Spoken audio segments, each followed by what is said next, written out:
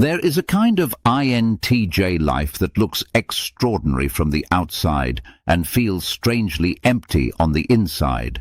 A life optimized for complexity, mastery and control, built by a mind that is functionally a generation ahead of the people around it.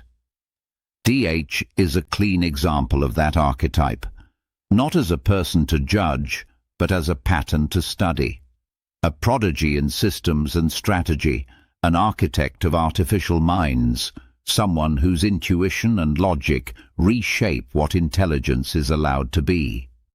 For existential neurobiology, EN, the question is not, how did he get so smart? But, what happens to a human when this is the only safe place they're allowed to live?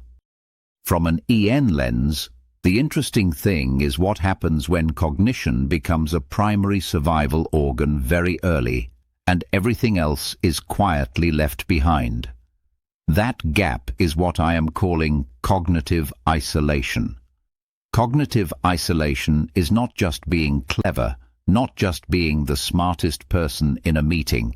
It is living in an internal world so dense, so abstract, and so far in the future that almost nobody can join you there in a way that feels like genuine company.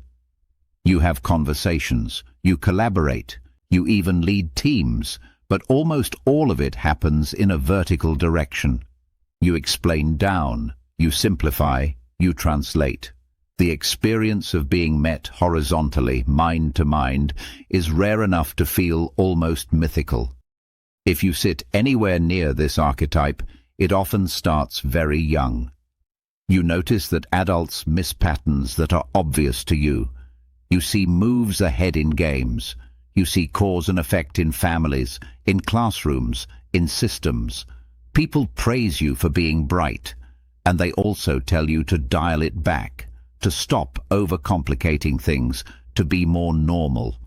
Your nervous system learns something precise.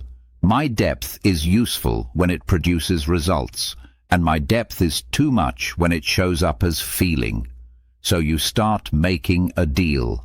You will keep bringing depth as long as you are allowed to convert it into performance.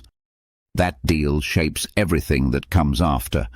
Instead of depth going into grief, shame, confusion, or terror, you pour it into optimization, strategy, and control. You become the boy, then the man, whose value lies in what his mind can produce.